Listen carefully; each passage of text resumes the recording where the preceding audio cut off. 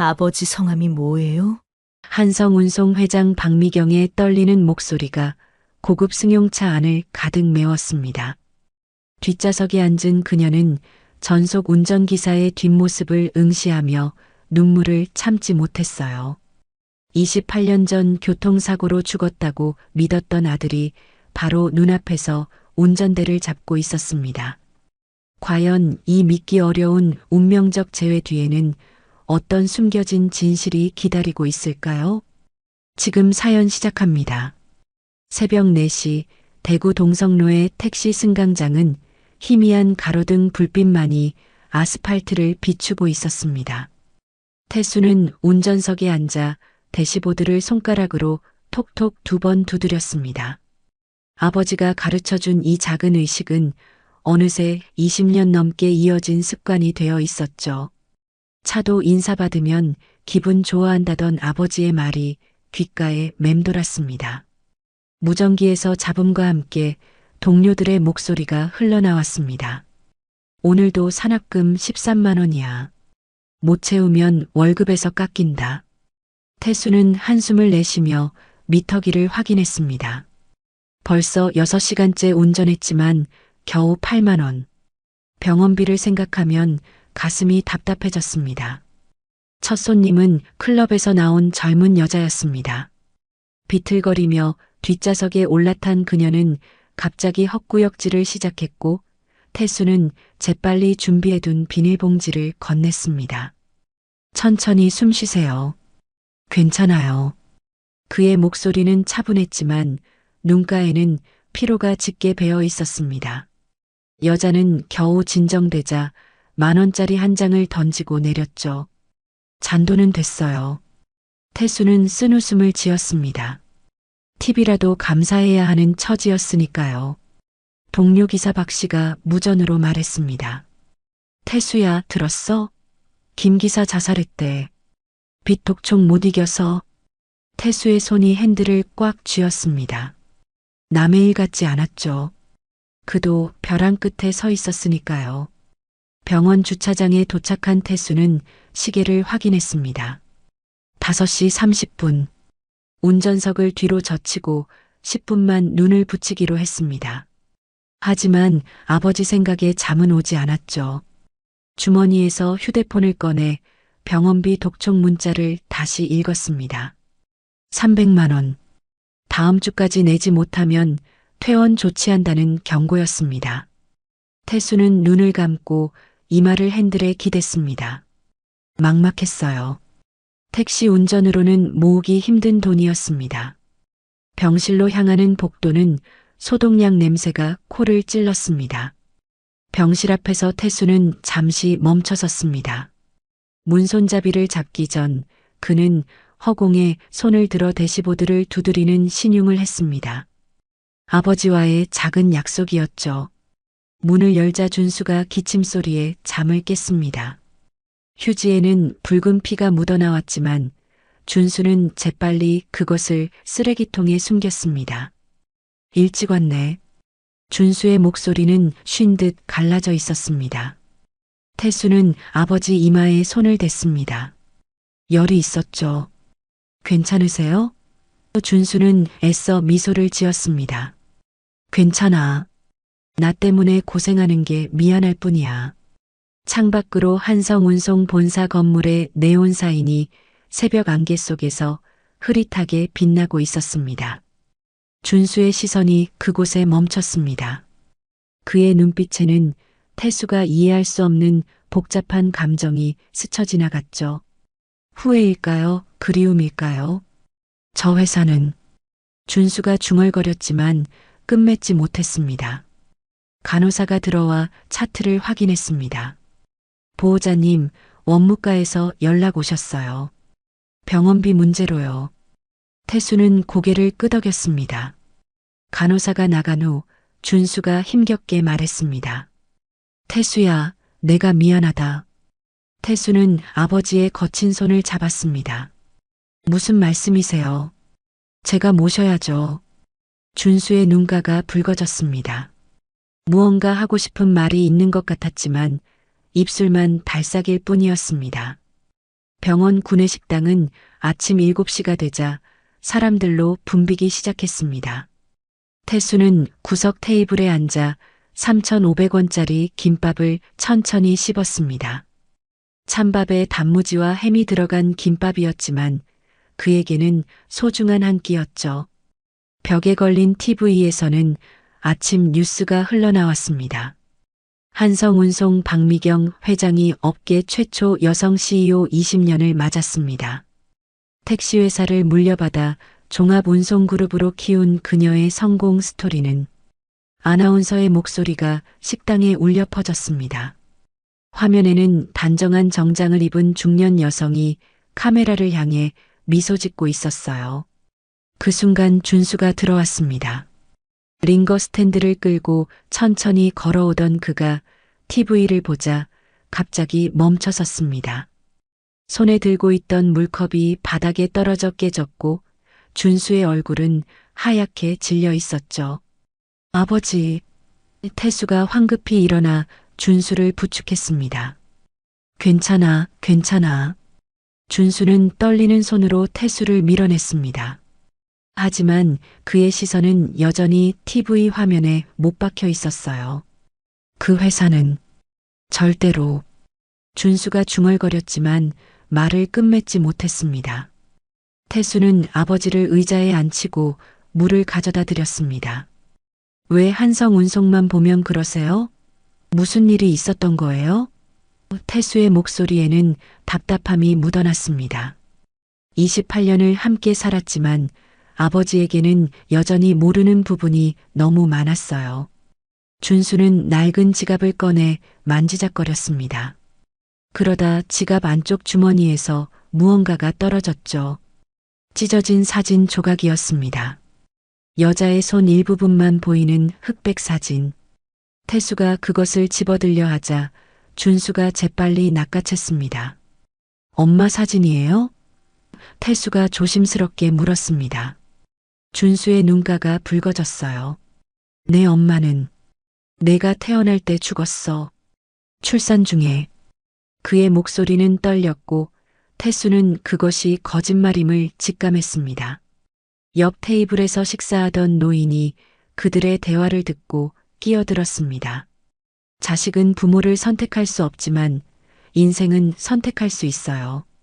젊은이, 당신 인생은 당신이 만드는 거야. 노인의 말에 준수가 고개를 들었습니다. 혈연보다 중요한 건 선택이야, 태수야.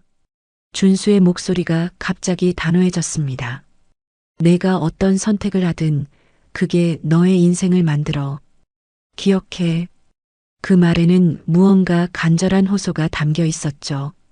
병실로 돌아온 준수는 서랍을 열어 편지 봉투를 꺼냈습니다.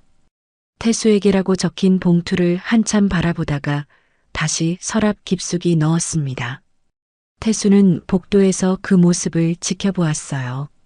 아버지가 무언가 숨기고 있다는 확신이 들었습니다. 복도에서 의사와 간호사가 나누는 대화가 들려왔습니다. 이준수 환자, 폐암 사기예요. 이제 시간이 얼마 안 남았어요. 3개월? 길어야 6개월. 태수의 다리에 힘이 풀렸습니다. 벽에 기대어 겨우 서 있을 수 있었죠.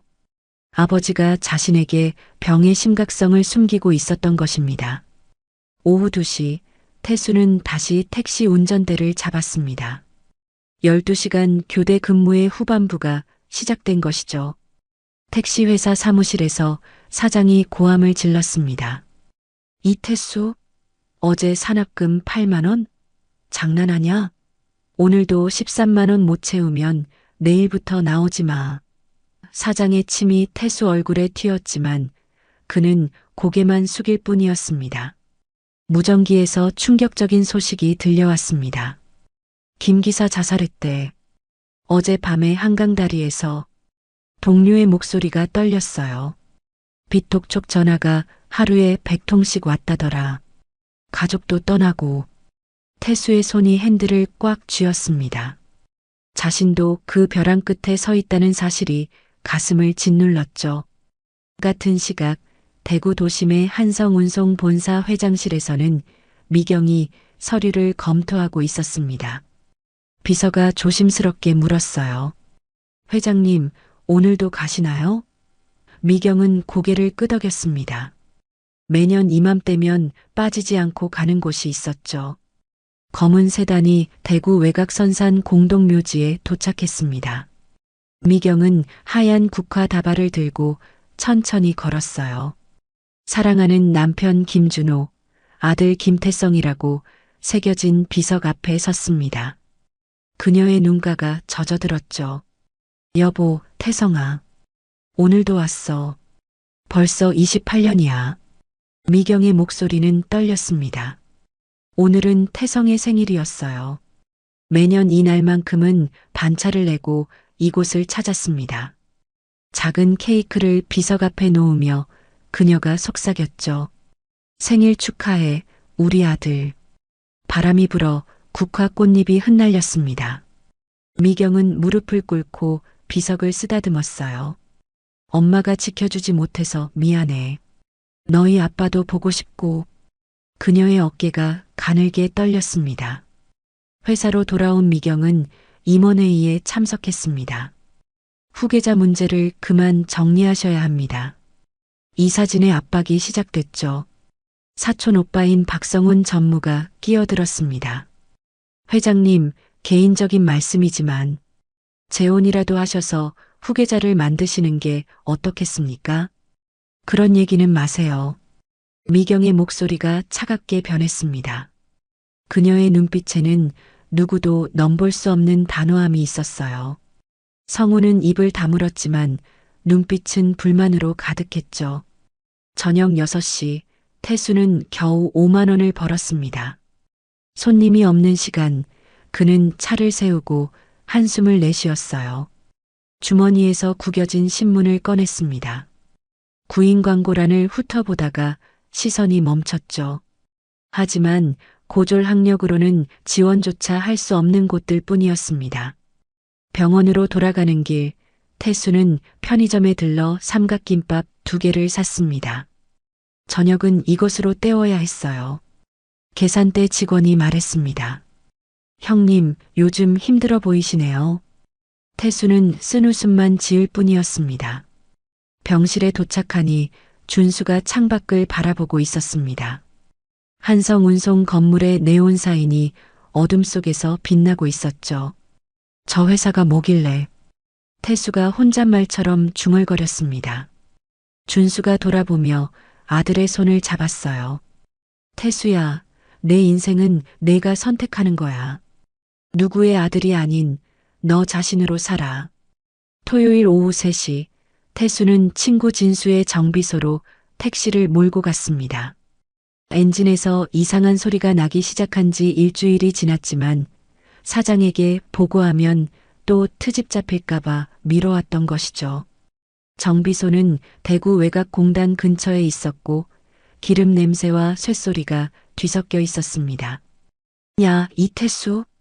진수가 기름때 묻은 작업복 차림으로 반갑게 맞았습니다. 그들은 군대에서 만난 동기였고 제대 후에도 유일하게 연락을 이어온 사이였죠. 진수는 보닛을 열고 엔진을 살피며 혀를 찼습니다. 이거 완전히 나갔네. 회사에 보고해야겠다. 태수가 한숨을 쉬었습니다. 사장이 또 뭐라 할 거야. 내가 운전을 거칠게 한다고 트집 잡겠지. 어제도 산악금 못 채웠다고 난리였는데. 진수는 친구의 어깨를 두드렸어요. 일단 임시로 떼어줄게. 회사에는 경미한 정비라고 해.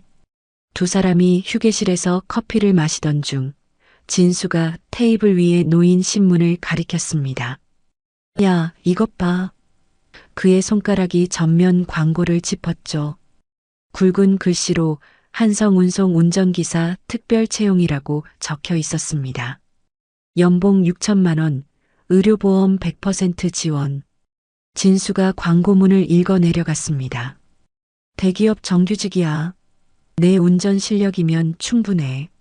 무사고 5년 이상이잖아. 진수의 목소리에 흥분이 묻어났어요. 태수는 고개를 저었습니다. 나 같은 사람을 왜 뽑겠어. 고졸해 별 경력도 없는데 그의 목소리에는 자조가 섞여 있었죠. 평생 택시 운전이나 하며 살 팔자라고 스스로를 낮춰왔던 세월이 그의 어깨를 무겁게 눌렀습니다.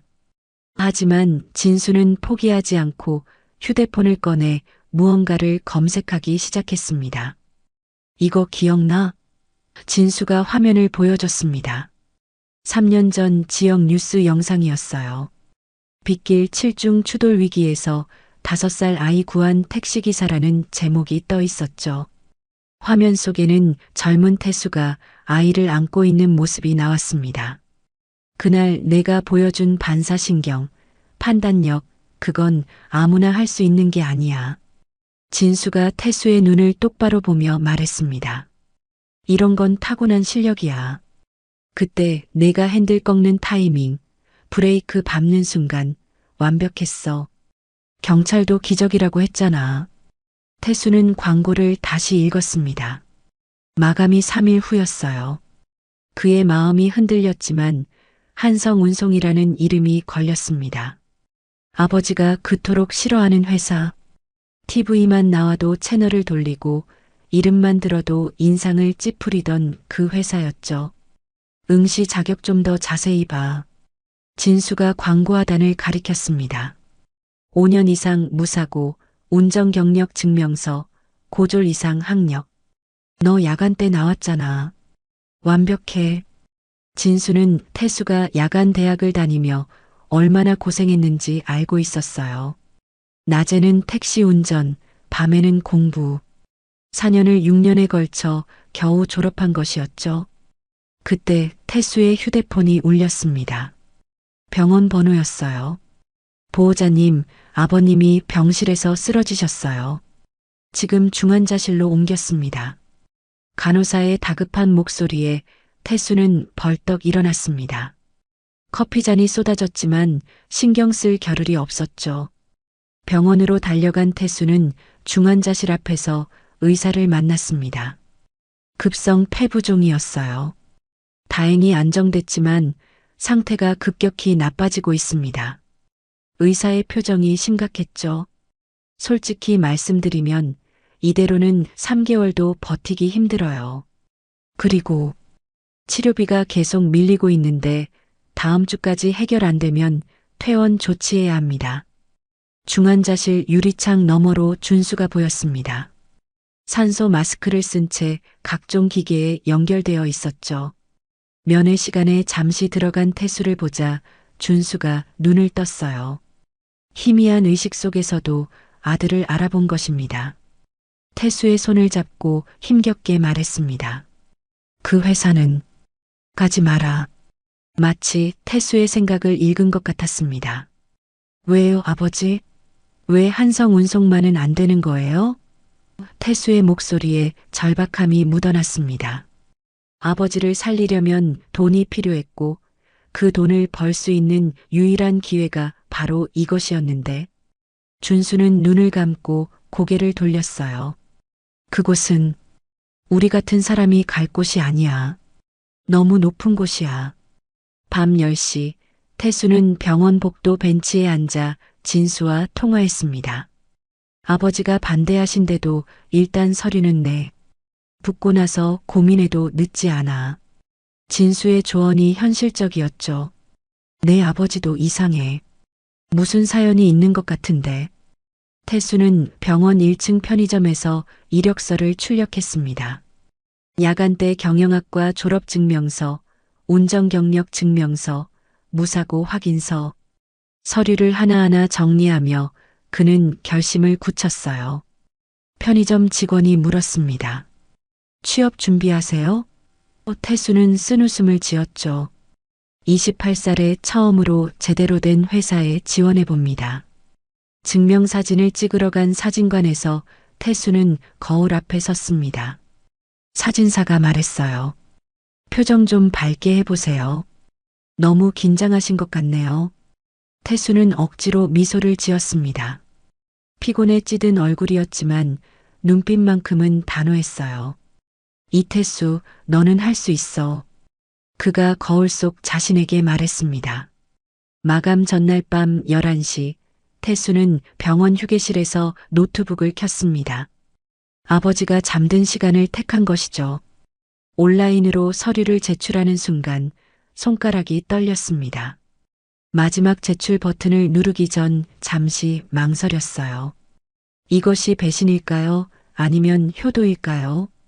결국 태수는 버튼을 눌렀습니다. 접수 완료라는 메시지가 화면에 떴죠. 가슴이 두근거렸습니다. 이것이 인생을 바꿀 기회일지도 모른다는 예감과 아버지를 거스른다는 죄책감이 동시에 밀려왔어요. 병실로 돌아오니 준수가 잠꼬대를 하고 있었습니다. 미경아, 우리 아들, 미안해. 태수는 귀를 기울였지만 더 이상은 들리지 않았어요. 미경이 누구일까?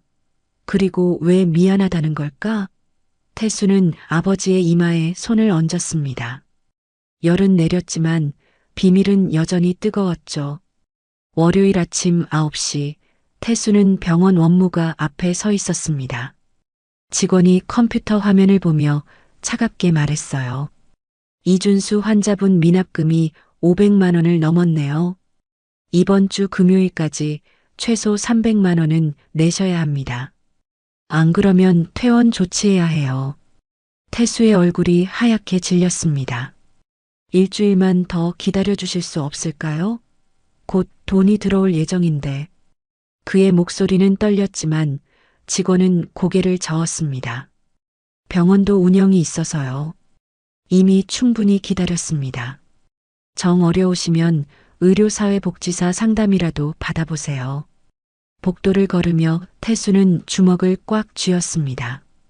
택시 운전으로 일주일에 300만 원을 벌 수는 없었죠.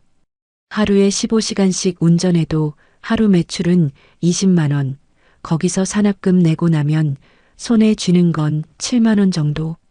한성운송 채용 결과가 나오려면 최소 2주는 걸릴 텐데. 막막함이 그의 가슴을 짓눌렀습니다. 중환자실에서 일반 병실로 옮겨진 준수는 창밖을 바라보고 있었습니다. 병실 창문으로 보이는 한성운송 건물의 간판이 아침 햇살에 반짝였죠. 태수가 들어오자 준수는 시선을 돌리며 억지로 미소를 지었어요. 괜찮아 보이네. 하지만 태수는 알고 있었습니다. 아버지의 얼굴은 어제보다 더 수척해졌고 숨소리는 더 거칠어졌다는 것을. 아버지, 한성운송에 대해 좀 말해주세요. 태수가 조심스럽게 꺼냈습니다. 준수의 표정이 굳어졌어요. 왜 자꾸 그 회사를 물어? 그의 목소리에는 두려움이 섞여 있었습니다. 손가락이 미세하게 떨렸고 시선은 불안하게 흔들렸죠. 제가 거기 지원했어요. 태수의 고백에 준수가 벌떡 일어나려 했지만 기침이 터져 나왔습니다.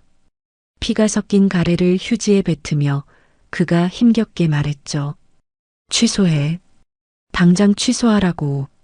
왜요? 왜 한성운송만은 안 되는 거예요? 태수의 목소리가 높아졌습니다. 아버지를 살리려면 돈이 필요해요. 금요일까지 300만 원을 내야 한다고요. 그 회사 들어가면 연봉이 6천만 원이에요. 의료보험도 다 지원해 준다고요. 준수의 눈에서 눈물이 흘렀습니다.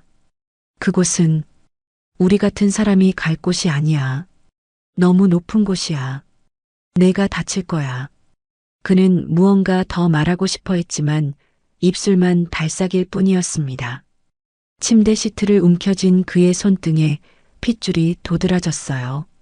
저녁 7시 태수는 진수를 만났습니다. 병원 근처 작은 식당에서 저렴한 김치찌개를 먹으며 진수가 말했어요. 너희 아버지 반응이 너무 이상해. 뭔가 과거에 안 좋은 일이 있었던 것 같은데.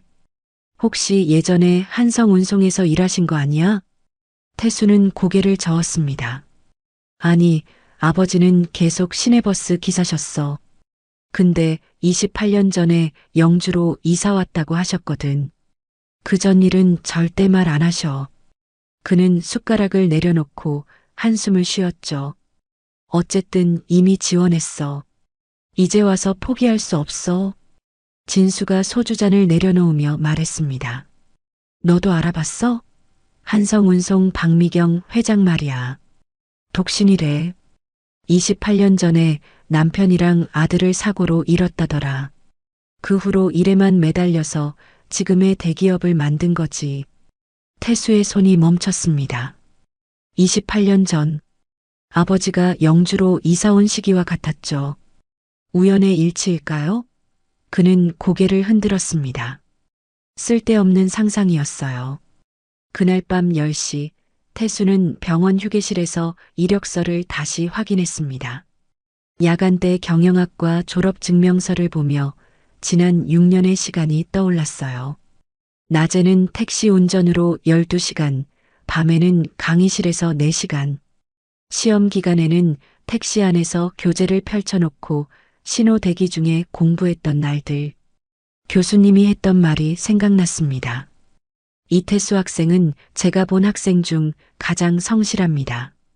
비록 성적은 중간이지만 그 열정만큼은 누구보다 뛰어납니다. 그 말이 위로가 되었던 때가 있었죠. 증명사진을 다시 꺼내봤습니다. 사진 속 자신은 피곤해 보였지만 눈빛은 살아있었어요. 28살. 더 이상 젊지만은 않은 나이. 하지만 아직 늦지 않았다고 스스로에게 말했습니다. 새벽 2시 태수는 병원 옥상에 올라갔습니다. 비가 막 그친 하늘에는 구름 사이로 별이 보였어요. 대구 시내의 불빛들이 비에 젖은 도로에 반사되어 반짝였고 그 중에서도 한성운송 건물이 유독 밝게 빛났습니다. 그는 주머니에서 휴대폰을 꺼내 한성운송 홈페이지를 열었어요. 접수 확인 버튼을 누르자 자신의 이름이 떴습니다. 이태수 접수 완료. 그 아래 작은 글씨로 서류 심사 중이라고 떠 있었죠. 미안해요, 아버지. 태수가 밤하늘을 향해 중얼거렸습니다. 하지만 저는 아버지를 살려야 해요. 그게 제 선택이에요. 아버지가 말씀하신 대로 혈연보다 중요한 건 선택이니까요. 병실로 돌아오니 준수가 잠꼬대를 하고 있었습니다. 미경아, 우리 아들 지켜줘. 내가 못 지켜서 미안해. 돈 때문에 떠난 게 아니야. 태수는 아버지 곁에 앉아 그 말을 곱씹었어요. 미경이 누구일까? 어머니 이름일까? 그리고 돈 때문에 떠난 게 아니라니 무슨 의미일까? 태수는 준수의 손을 잡았습니다. 거칠고 마른 손이었지만 여전히 따뜻했어요. 손등의 정맥이 파랗게 도드라져 보였고 점점 야위어가는 것이 느껴졌죠. 아버지, 저는 제 이름으로 살 거예요. 이태수라는 이름으로. 누구의 아들이 아닌 저 자신으로요. 다음 날 아침 태수는 택시를 운전하며 라디오를 들었습니다. 한성운송이 올해 대규모 채용을 진행한다고 합니다. 박미경 회장은 현장 경험이 풍부한 인재를 원한다고 밝혔는데요. 특히 운전기사직은 경력자를 우대한다고. 태수는 라디오를 껐습니다. 이미 주사위는 던져졌어요. 이제는 결과를 기다리는 일만 남았습니다. 신호등이 빨간불로 바뀌자 그는 습관적으로 대시보드를 2번 두드렸습니다. 톡톡. 아버지가 가르쳐준 이 작은 의식이 어쩌면 행운을 가져다 줄지도 모른다는 생각이 들었죠. 목요일 아침 8시 태수의 휴대폰이 울렸습니다. 모르는 번호였지만 대구 지역 번호였죠. 이태수 님이신가요? 한성운송 인사팀입니다. 서류 심사를 통과하셨고 내일 오전 10시에 실기시험이 있습니다. 태수의 심장이 빠르게 뛰기 시작했습니다. 서류가 통과됐다니. 그는 떨리는 손으로 메모를 했어요. 한성운송 본사, 오전 10시 실기시험. 전화를 끊고 나서야 실감이 났습니다. 정말로 기회가 온 것이었죠. 하지만 동시에 죄책감도 밀려왔습니다. 아버지를 속이고 있다는 사실이 가슴을 짓눌렀어요. 병실로 달려간 태수는 준수에게 거짓말을 했습니다. 아버지, 내일 하루만 쉬려고요. 너무 피곤해서. 준수는 의심스러운 눈빛으로 아들을 바라봤지만 아무 말도 하지 않았어요. 다만 창밖의 한성운송 건물을 물끄러미 바라볼 뿐이었죠. 그의 눈빛에는 불안과 두려움이 섞여 있었습니다. 금요일 아침, 태수는 가장 깨끗한 셔츠를 입고 한성운송 본사로 향했습니다. 거대한 유리 건물이 아침 햇살을 반사하며 빛났어요. 30층이 넘는 건물은 대구에서 가장 높은 건물 중 하나였죠. 로비에 들어서자 200여 명의 지원자들이 모여 있었습니다. 대부분이 태수보다 나이가 많아 보였고 경력도 화려해 보였죠. 전직 특전사 출신입니다. 20년 경력 버스기사입니다. 대기업 임원 전속기사 10년 했습니다. 주변에서 들려오는 소개에 태수는 주눅이 들었습니다. 자신은 고작 회사 택시 기사에 불과했으니까요. 하지만 그는 주먹을 꽉 쥐고 마음을 다잡았습니다. 아버지를 위해서라도 포기할 수 없었죠. 필기시험이 시작됐습니다. 교통법규와 상황 판단 문제였어요. 태수는 야간 대학에서 배운 지식과 현장 경험을 총동원했습니다. 특히 상황 판단 문제에서는 3년 전 아이를 구했던 경험이 큰 도움이 됐죠. 빗길에서 급정거 상황 시 대처법이라는 문제가 나왔을 때 그는 실제 경험을 바탕으로 답을 썼습니다. 펜을 놓는 순간 손에 땀이 흥건했어요. 점심시간, 태수는 구내식당에서 간단히 김밥을 먹었습니다. 주변의 지원자들은 서로 정보를 교환하며 친목을 다지고 있었지만 태수는 혼자 구석에 앉아 있었죠. 그는 주머니에서 아버지 사진을 꺼내봤습니다. 미안해요, 아버지. 하지만 이게 최선이에요. 오후 2시 실기시험이 시작됐습니다. 대형 세단을 운전해야 했는데 태수가 평소 모는 택시와는 차원이 달랐죠. 독일산 고급 세단은 택시보다 2배는 비싸 보였습니다.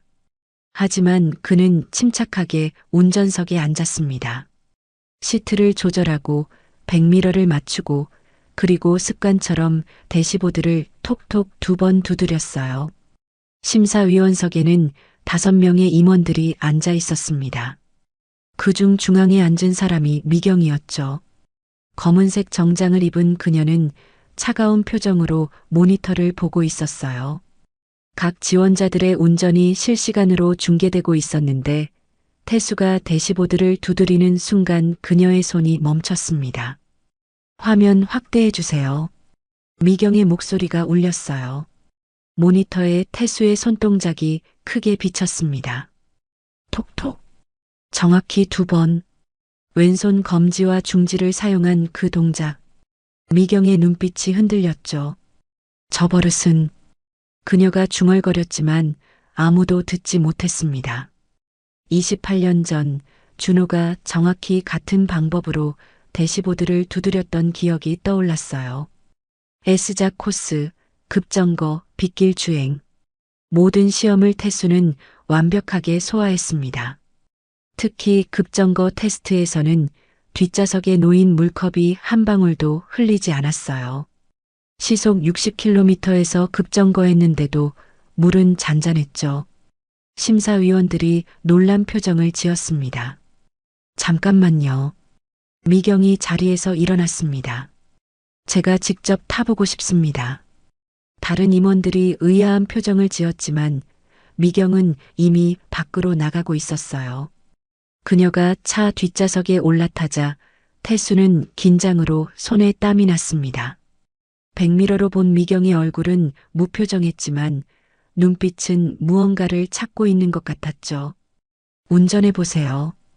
코스는 자유입니다. 미경의 지시에 태수는 천천히 출발했습니다. 부드러운 가속, 안정적인 코너링, 신호에서 정차할 때의 부드러움. 미경은 태수의 운전이 누군가를 떠올리게 한다는 것을 느꼈어요. 28년 전 자신을 태우고 드라이브하던 그 사람의 운전법과 너무나 닮아 있었죠. 운전은 누구에게 배우셨어요? 미경이 물었습니다. 태수는 긴장한 목소리로 대답했어요. 아버지께 배웠습니다. 버스 기사셨거든요. 미경의 가슴이 쿵 내려앉았습니다. 버스 기사. 준호도 버스를 운전했었죠. 하지만 그는 28년 전에 죽었습니다. 아들과 함께 교통사고로. 그녀는 고개를 흔들며 잡념을 떨쳐냈어요. 그 버릇, 대시보드 두드리는 거 말입니다. 특이하네요. 미경이 조심스럽게 물었습니다. 태수는 수줍게 웃으며 답했어요. 아버지가 그러셨어요. 차도 인사받으면 기분 좋아한다고. 그래야 사고가 안 난다고요. 어릴 때부터 그렇게 가르치셨어요. 미경의 눈가가 붉어졌습니다. 그녀도 그 말을 들었던 기억이 있었어요. 28년 전 준호가 했던 바로 그 말이었죠. 미경아, 차한테도 인사해야 해. 그래야 우리를 안전하게 지켜주지. 하지만 이것은 우연의 일치일 뿐이라고 스스로에게 말했습니다. 시험이 끝나고 결과 발표 시간이 됐습니다. 합격자 5명을 발표하겠습니다. 인사팀장의 목소리가 로비에 울렸어요. 4명의 이름이 호명됐고 마지막으로 이태수라는 이름이 불렸습니다. 더욱 놀라운 것은 그 다음이었죠. 그리고 실기 1등인 이태수 씨는 회장 전속 기사로 발탁되었습니다. 태수는 믿을 수 없다는 표정으로 주변을 둘러봤습니다. 다른 지원자들의 부러운 시선과 박수 소리가 들렸어요. 회장 전속 기사라니. 그것은 단순한 운전기사가 아니라 회사의 핵심 인물을 가장 가까이에서 모시는 자리였죠. 미경은 멀리서 태수를 바라보고 있었습니다. 그녀도 자신이 왜 이런 결정을 내렸는지 확신할 수 없었어요. 단지 그 청년에게서 느껴지는 묘한 익숙함, 그리고 설명할 수 없는 끌림이 있었을 뿐이었죠. 마치 운명이 그들을 다시 만나게 한 것처럼. 월요일 아침 7시 태수는 한성운송 본사 지하 주차장에서 첫 출근을 했습니다. 인사팀 직원이 그를 맞았어요. 이태수 씨 환영합니다. 먼저 유니폼을 받으셔야 해요. 탈의실에서 받은 것은 고급 정장이었습니다. 검은색 양복에 흰 셔츠, 그리고 회사 로고가 새겨진 넥타이. 거울을 보니 완전히 다른 사람이 된 것 같았죠. 택시 운전사에서 대기업 전속 기사로. 태수는 자신의 모습이 낯설면서도 뿌듯했습니다. 옷깃을 매만지며 아버지 생각이 났어요. 이 모습을 보면 뭐라고 하실까? 비서실장이 브리핑을 시작했습니다. 40대 중반의 그녀는 날카로운 인상이었어요. 회장님은 매일 아침 8시 반에 출발하십니다. 절대 늦으면 안 돼요. 운전 중에는 먼저 말을 걸지 마시고 회장님이 전화 통화하실 때는 라디오도 끄세요. 비서실장은 파일을 넘기며 계속 설명했습니다. 오늘 일정은 오전에 본사회의, 오후에 골프장 미팅입니다. 회장님은 까다로우신 분이 아니지만 원칙을 중요하게 생각하십니다. 그리고 그녀가 잠시 망설였어요. 회장님은 혼자 계실 때가 많으세요. 28년 전에 가족을 잃으신 후로는 재혼도 안 하시고. 태수의 가슴이 묵직해졌습니다. 28년. 또 그 숫자였어요. 아버지가 영주로 이사 온 시기와 정확히 일치했죠. 우연이라고 생각하려 했지만 계속 마음에 걸렸습니다. 비서실장이 덧붙였어요. 특히 매년 아들 생일이면 무덤에 가신대요. 이름이 태성이었다고 들었어요. 태수는 고개를 끄덕였습니다. 태성? 자신과 비슷한 이름이었지만 그저 우연이겠죠. 8시 20분 미경이 지하 주차장으로 내려왔습니다. 은색 정장을 입은 그녀는 차가운 인상이었지만 어딘가 외로워 보였어요. 태수는 재빨리 차 문을 열었습니다. 안녕하세요, 회장님. 미경은 가볍게 고개를 끄덕이고 뒷좌석에 앉았습니다. 태수가 운전석에 오르자 그는 습관적으로 대시보드를 톡톡 두드렸어요. 백미러로 보니 미경이 그 모습을 지켜보고 있었습니다. 그녀의 눈빛에는 알 수 없는 감정이 스쳐 지나갔죠. 차가 출발하고 10분쯤 지났을 때였습니다. 신호 대기 중에 미경도 무의식적으로 손가락으로 앞좌석 등받이를 톡톡 두드렸어요. 정확히 2번. 태수와 같은 리듬이었죠. 그녀 자신도 놀란 듯 손을 거두었습니다. 왜 이런 버릇이 나오는 걸까? 28년이나 지났는데. 그 버릇 정말 특이하네요. 미경이 먼저 말을 꺼냈습니다. 어디서 배우셨다고 했죠? 아버지가 가르쳐 주셨어요. 태수가 대답했습니다. 차도 인사받으면 기분 좋아한다고. 기계도 마음이 있다고 하셨거든요. 어릴 때부터 늘 그러셨어요. 미경의 눈빛이 흔들렸습니다. 그 말은 준호가 자주 하던 말이었어요. 기계도 마음이 있어. 정성을 들이면 답해준다고. 하지만 그녀는 표정을 감추고 창밖을 바라봤습니다. 대구 시내가 아침 햇살에 깨어나고 있었죠. 아버지는 어떤 분이세요? 미경이 조심스럽게 물었습니다. 태수는 잠시 고민하다가 답했어요. 시내버스 기사셨어요. 지금은 폐암으로 입원 중이시지만 혼자 저를 키우셨죠. 어머니는 제가 태어날 때 돌아가셨다고 들었어요. 영주에서 자랐고요. 미경의 손이 미세하게 떨렸습니다. 혼자 아이를 키운 버스 기사. 28년 전의 시간. 영주라는 지명. 모든 것이 퍼즐처럼 맞아가는 것 같았지만 그녀는 고개를 흔들었어요. 죽은 사람은 돌아올 수 없으니까요. 회사에 도착한 후 태수는 지하 주차장에서 차를 정비했습니다. 다른 기사들이 다가왔어요. 회장 전속이라니 대단하네. 근데 조심해. 회장님 주변엔 적이 많아. 특히 박성훈 전무가 무서운 사람이야. 점심시간 태수는 구내식당에서 식사를 했습니다. 김치찌개를 먹으며 아버지 생각이 났어요. 병원에서 혼자 병원 밥을 먹고 있을 아버지. 죄책감이 밀려왔죠. 그때 한 직원이 속삭였어요. 회장님이 가끔 혼잣말 하신대. 죽은 아들 이름을 부른다고. 태성이라고. 태수의 젓가락이 멈췄습니다. 태성? 왠지 익숙한 느낌이 드는 이름이었어요. 마치 오래전부터 알고 있던 이름 같은. 또 하나의 우연일까요? 아니면 그는 고개를 흔들었습니다. 너무 많은 우연이 겹치고 있었어요. 오후 3시 골프장으로 가는 길이었습니다. 갑자기 빗줄기가 쏟아지기 시작했어요. 앞차가 급정거하자 태수는 순간적으로 핸들을 왼쪽으로 꺾으며 브레이크를 밟았습니다. 차는 미끄러지듯 비켜갔고 사고는 일어나지 않았죠. 옆 차선의 트럭도 가까스로 피했습니다. 훌륭해요. 미경이 감탄했습니다. 그 판단력 정말 대단하네요. 어떻게 그렇게 침착할 수 있죠? 태수는 숨을 고르며 다시 정상 속도로 돌아왔습니다. 연습이에요. 아버지가 늘 말씀하셨거든요. 위기 상황에서는 본능보다 훈련이 중요하다고. 미경은 태수의 운전 실력에 감탄했지만 동시에 그 운전 스타일이 너무나 익숙했어요. 준호도 똑같은 방식으로 위기를 모면하곤 했거든요. 똑같은 각도로 핸들을 꺾고 똑같은 타이밍에 브레이크를 밟는. 저녁 7시 퇴근길이었습니다.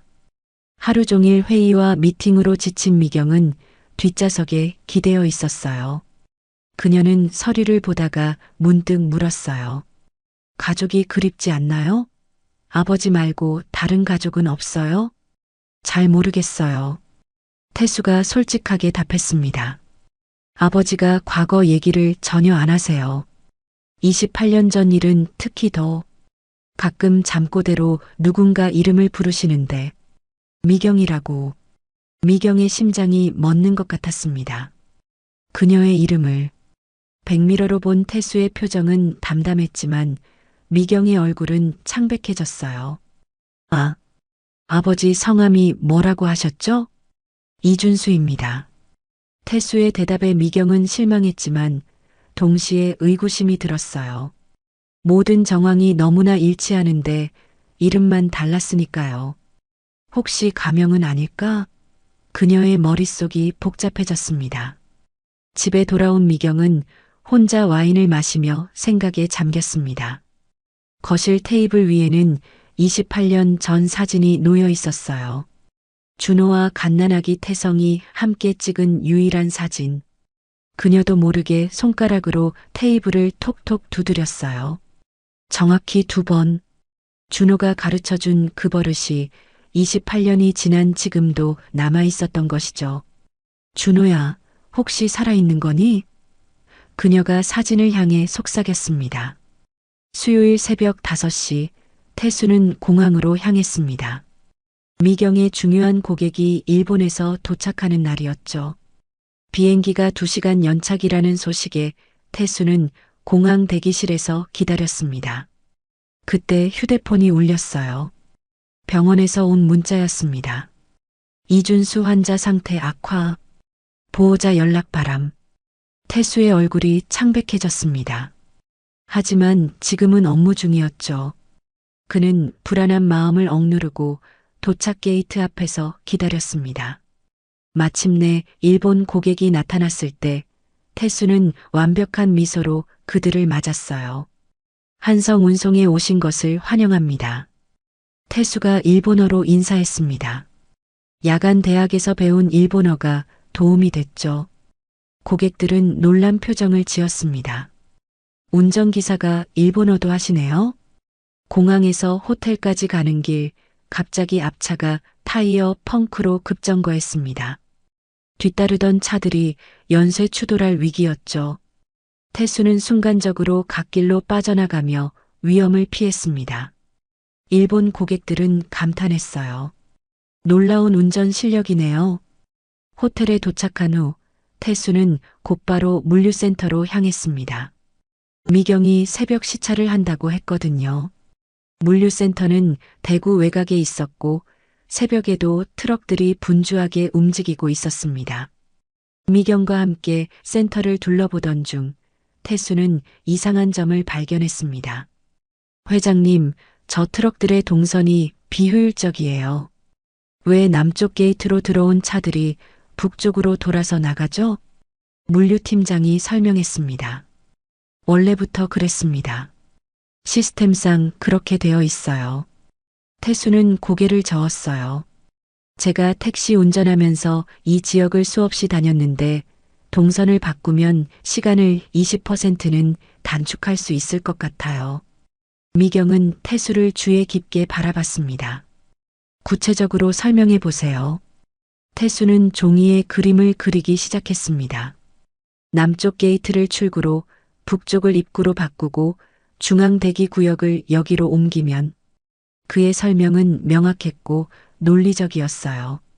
현장 경험이 녹아있는 실용적인 제안이었죠. 물류팀장은 처음엔 반발했지만 계산해보니 태수의 말이 맞았습니다. 이렇게 하면 연간 수억 원의 비용 절감이 가능하네요. 다음 날 임원회의가 열렸습니다. 미경은 태수를 회의실에 들어오게 했어요. 어제 물류센터에서 제안한 내용을 발표해 보세요. 박성훈 전무가 비아냥거렸습니다. 운전기사가 무슨 경영을 안다고 회의에 참석합니까? 미경이 차갑게 답했습니다. 현장의 목소리가 가장 정확한 법이에요. 들어보고 판단하죠. 태수는 떨리는 마음을 진정시키고 발표를 시작했습니다. 프레젠테이션은 서툴렀지만 내용은 충실했어요. 특히 실제 운전 경험에서 나온 통찰력은 임원들을 놀라게 했죠. 저는 매일 새벽부터 밤까지 대구 시내를 운전했습니다. 어느 시간에 어느 도로가 막히는지, 트럭들이 어떤 경로를 선호하는지 압니다. 이 경험을 바탕으로 제안드립니다. 발표가 끝나자 몇몇 임원들이 고개를 끄덕였습니다. 한 임원이 말했어요. 실제로 테스트해 볼 만하네요. 회의가 끝난 후 미경은 태수를 불렀습니다. 야간 대학에서 경영학을 전공했다고 했죠? 네, 6년 걸려서 겨우 졸업했어요. 태수가 쑥스럽게 답했습니다. 미경의 눈빛이 부드러워졌어요. 노력하는 사람은 언젠가 빛을 봅니다. 당신도 그런 사람 같네요. 일주일 후 태수의 제안이 실행됐습니다. 첫날부터 효과가 나타났어요. 물류 처리 시간이 15% 단축됐고 트럭 기사들도 만족했습니다. 사내에서 태수에 대한 평가가 달라지기 시작했어요. 단순한 운전기사가 아니네. 회장님이 왜 전속으로 뽑았는지 알겠어. 하지만 박성우는 불만이었습니다. 그는 비서를 불렀어요. 그 운전기사, 더 자세히 조사해. 뭔가 숨기는 게 있을 거야. 그날 저녁 퇴근길에 미경은 뒷좌석에서 서류를 보다가 무심코 손가락으로 팔걸이를 두드렸습니다. 톡톡. 정확히 2번. 그녀 자신도 놀라 손을 거뒀어요. 태수가 백미러로 그 모습을 봤습니다. 회장님도 그 버릇이 있으시네요. 미경이 당황했습니다. 아, 이건 그냥 우연이에요. 저희 아버지도 똑같은 버릇이 있어요. 정확히 2번, 왼손 검지와 중지로. 태수의 말에 미경의 심장이 빠르게 뛰기 시작했습니다. 병원에 돌아온 태수는 준수의 상태를 확인했습니다.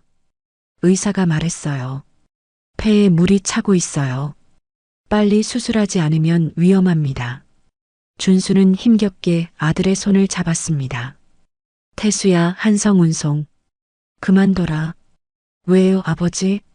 이제 겨우 자리 잡아가는데. 준수의 눈에 눈물이 고였어요. 그곳은 내가 있을 곳이 아니야. 너무 위험해. 태수는 아버지의 말뜻을 이해할 수 없었습니다. 하지만 준수의 눈빛에는 진짜 두려움이 있었어요. 마치 무언가 끔찍한 비밀을 알고 있는 것처럼. 한성운송에서 일한 지 한 달이 흘렀습니다. 태수는 이제 미경과 편안한 대화를 나누는 사이가 되었어요. 처음 며칠은 어색했지만 점차 서로에 대한 신뢰가 쌓이면서 자연스러운 분위기가 만들어졌죠. 오늘은 부산까지 장거리 출장이었습니다. 새벽 5시에 출발해서 오후 늦게 업무를 마쳤어요. 돌아오는 길에 미경이 말했습니다. 태수 씨, 경주 휴게소에서 잠깐 쉬어가요. 저녁 시간이니까 같이 식사해요. 회장님과 제가 함께 식사를요? 태수는 놀란 표정을 지었어요. 한 달 동안 일하면서도 이런 제안은 처음이었거든요. 가끔은 격식 차리지 말아요. 그냥 편하게 해요. 미경의 목소리가 평소보다 부드러웠습니다. 태수는 조심스럽게 고개를 끄덕였어요. 휴게소 푸드코트는 저녁 시간이라 사람들로 북적였습니다. 미경은 불고기 정식을, 태수는 김치찌개를 주문했어요. 마주 앉아 식사를 하는 모습이 회장과 기사라기보다는 평범한 지인 같았죠. 태수 씨, 가족 얘기 좀 해주세요. 미경이 젓가락을 놓으며 말했어요. 태수는 잠시 망설이다가 입을 열었습니다. 별거 없어요. 아버지랑 둘이 삽니다. 어머니는요? 제가 태어날 때 돌아가셨어요. 미경의 손이 살짝 떨렸습니다.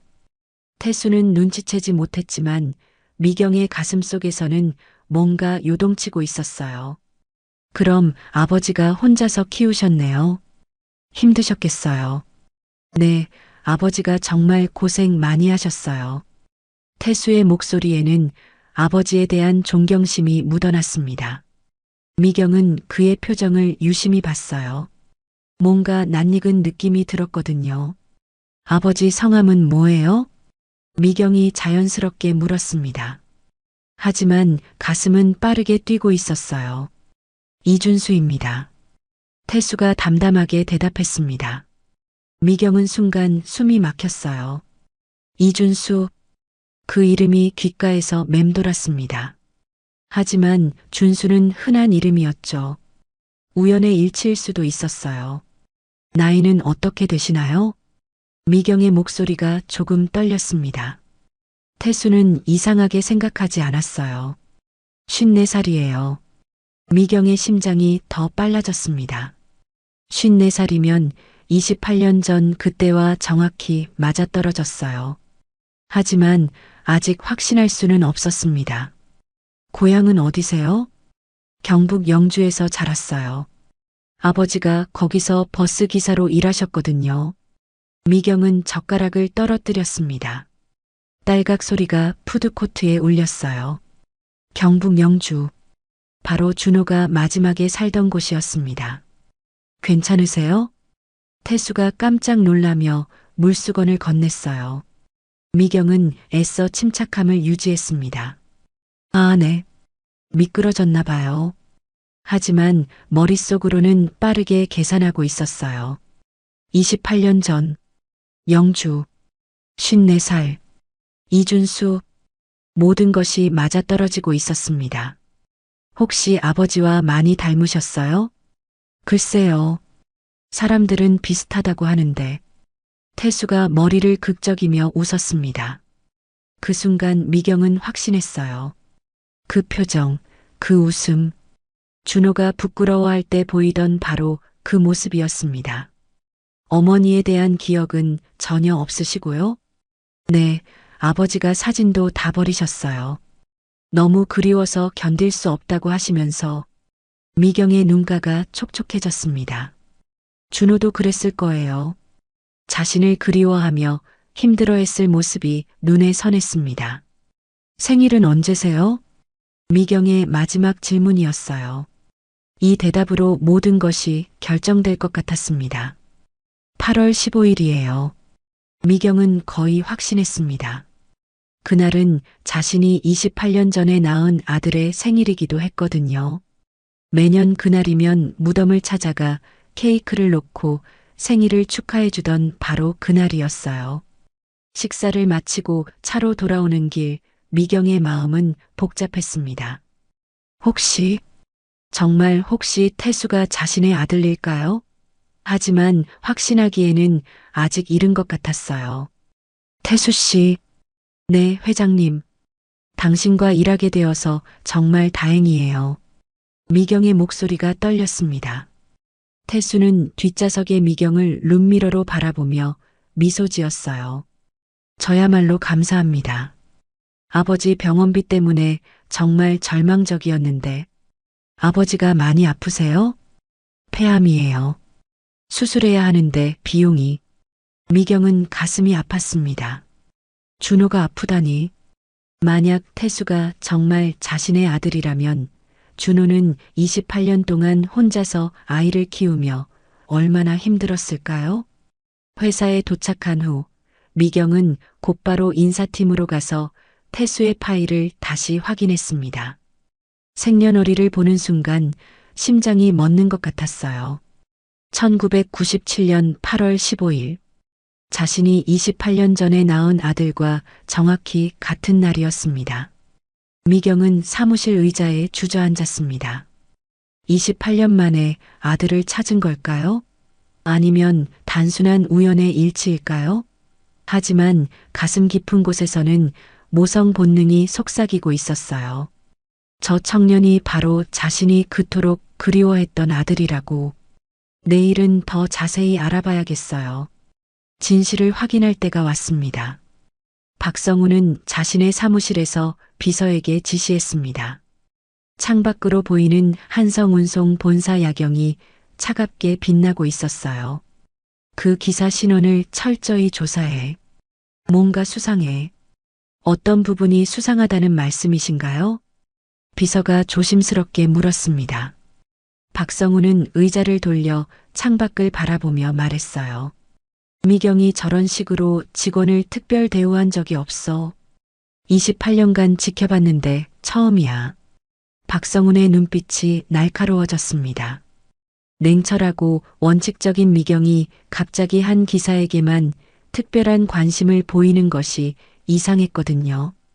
분명 뭔가 숨겨진 이유가 있을 거였어요. 이틀 후 비서가 조사 결과를 들고 왔습니다. 이상한 점을 발견했습니다. 이준수라는 이름으로 28년 전 기록을 찾아봤는데요. 뭘 발견했어? 주민등록상으로는 존재하지만 그 이전의 이력이 거의 없어요. 마치 28년 전에 갑자기 나타난 것처럼요. 박성우는 의자에 몸을 기댔습니다. 뭔가 큰 비밀이 숨어 있다는 직감이 들었어요. 그는 책상 서랍에서 오래된 신문 스크랩을 꺼냈습니다. 혹시 이 교통사고 기사와 관련이 있을까? 28년 전 김준호라는 이름의 남성과 갓난아기가 교통사고로 사망했다는 작은 기사였어요. 박성우는 이 기사를 우연히 보관하고 있었습니다. 그때 태수는 병원에서 충격적인 소식을 듣고 있었어요. 준수의 상태가 급격히 악화된 거였습니다. 환자분 상태가 심각합니다. 폐암이 뇌로 전이됐어요. 의사의 무거운 목소리가 복도에 울렸습니다. 태수는 다리에 힘이 빠져 벽에 기댔어요.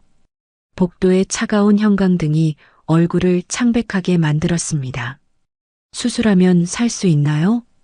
태수의 목소리가 떨렸어요. 의사는 고개를 천천히 끄덕였습니다. 지금 당장 수술하지 않으면 3개월도 힘들어요. 하지만 수술비가 만만치 않습니다. 얼마나 들어요? 5천만 원은 준비하셔야 해요. 그것도 선납으로요. 태수는 머리가 어지러웠습니다. 5천만 원.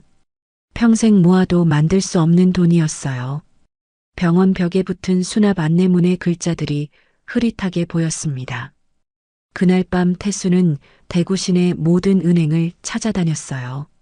시내 은행가를 하나씩 돌아다니며 대출 상담을 받았지만 결과는 모두 거절이었습니다. 죄송합니다. 담보가 부족해요. 신용도가 낮아서 어렵습니다. 소득 증명이 부족해요. 차가운 거절의 말들이 태수의 가슴을 짓눌렀습니다. 새벽 2시가 넘어서야 집으로 돌아왔는데 절망감이 온몸을 휘감았어요. 다음 날 아침 박성우는 조사 결과를 핵심 임원들에게 보고했습니다. 수상한 기사 때문에 회장님이 감정적으로 판단하고 계십니다. 이는 회사 경영에 악영향을 줄 수 있어요. 구체적으로 어떤 위험이 있다는 건가요? 한 임원이 물었습니다. 박성우는 자료를 펼쳐 보이며 말했어요. 신원이 불분명한 사람을 핵심 직책에 두는 것 자체가 위험합니다. 더욱이 회장님의 개인적 감정이 개입된 것 같아요. 임원들 사이에서 수군거림이 일었습니다. 회사 경영에 개인 감정이 개입되는 것을 우려하는 목소리들이었어요. 한편 미경은 태수를 더욱 세심히 관찰하고 있었습니다.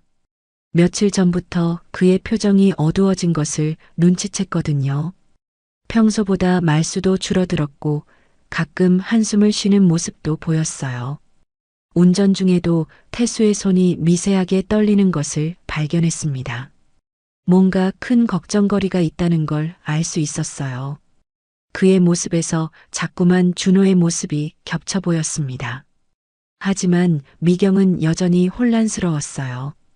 준호와 태성은 28년 전 교통사고로 죽었다고 생각했거든요. 매년 그들의 무덤을 찾아가 추도하고 있었는데 어떻게 살아있을 수 있을까요? 점심시간 태수는 미경에게 조심스럽게 말을 꺼냈습니다. 회장님, 며칠 휴가를 써도 될까요? 미경의 목소리에 걱정이 묻어났습니다. 태수의 얼굴이 평소보다 훨씬 야위어 보였거든요. 눈 밑에 다크서클이 짙게 드리워져 있었어요. 무슨 일이세요? 아버지 때문이에요. 상태가 많이 안 좋아져서. 태수의 목소리가 떨렸습니다. 미경은 그 순간 가슴이 철렁 내려앉았어요. 정말 만약에 준호가 살아있다면? 그리고 태수가 자신의 아들이라면? 물론이에요. 필요한 만큼 쓰세요. 감사합니다. 태수가 깊게 고개를 숙였습니다. 미경은 가슴이 미어지는 것 같았어요. 오늘 저녁에는 무덤이 아닌 다른 곳을 확인해야 할 것 같았습니다. 그날 저녁 박성우는 더 구체적인 계획을 세웠습니다. 다음 이사회에서 이 문제를 제기하기로 결심했어요. 때가 왔어. 이번 기회에 미경의 입지를 흔들 수 있을 거야. 박성훈의 입가에 차가운 미소가 떠올랐습니다. 28년간 기다려온 기회가 드디어 온 것 같았어요. 태수는 병원 복도를 걸으며 절망감에 빠져 있었습니다. 아버지를 살릴 방법이 보이지 않았어요. 돈을 구할 곳도 없고 시간은 점점 줄어들고 있었습니다. 복도 끝 창문으로 보이는 석양이 유독 쓸쓸해 보였어요. 준수는 병상에서 태수를 바라보며 미안한 마음이 들었어요. 태수야, 괜찮다. 아버지는 이미 충분히 살았어. 그런 말씀하지 마세요. 반드시 수술 받으실 거예요. 태수의 눈에 눈물이 고였습니다. 준수는 아들의 손을 꼭 잡았어요. 거칠어진 손바닥에서 따뜻한 온기가 전해졌습니다. 미경은 회장실에서 고민에 빠져 있었습니다. 벽에 걸린 가족 사진을 바라보며 복잡한 심정이었어요. 28년간 죽은 줄 알았던 사람들이 혹시 살아있을 가능성을 생각하니 가슴이 두근거렸습니다. 그리고 박성훈이 뭔가 계획하고 있다는 것도 느끼고 있었어요. 조심스럽게 행동해야 할 때였습니다. 진실을 확인하기 전까지는 성급한 행동을 해서는 안 되었어요. 한성운송 본사 회의실에 긴급 이사회가 소집되었습니다. 오후 2시 평소보다 어두운 분위기가 회의실을 감쌌어요. 박성훈이 준비한 자료들이 테이블 위에 정리되어 있었습니다. 오늘 긴급 회의를 소집한 이유는 회장의 개인적 감정이 회사 경영에 악영향을 미치고 있기 때문입니다. 박성훈의 목소리가 차갑게 울렸어요. 참석한 이사들이 서로 눈치를 보며 긴장한 표정을 지었습니다. 구체적으로 무슨 말씀이신가요? 한 이사가 조심스럽게 물었습니다. 박성훈은 태수의 인사 파일을 펼쳐 보이며 말했어요. 회장이 특별 대우하고 있는 기사, 김태수. 이 인물의 정체가 불분명합니다. 이사들이 서류를 들여다보기 시작했어요. 박성훈은 계속해서 설명했습니다. 아버지 이름이 이준수라고 되어 있는데 28년 전 기록을 찾아보니 공식적인 문서가 거의 없어요. 마치 그때 갑자기 나타난 것처럼요. 그게 무슨 문제가 되나요? 더 심각한 것은 회장이 이 기사에게만 특별한 관심을 보이고 있다는 점입니다. 심지어 임원회의에까지 참관시켰어요. 이사들 사이에서 수군거림이 일기 시작했습니다. 회사 기밀이 외부로 유출될 위험성에 대한 우려의 목소리들이었어요. 회장의 사적인 감정이 회사 경영에 개입되고 있습니다. 이는 주주들의 신뢰를 떨어뜨릴 수 있어요. 박성훈의 주장에 몇몇 이사들이 고개를 끄덕였습니다. 그때 미경이 회의실로 들어왔어요. 무슨 일로 긴급회의를 소집했나요?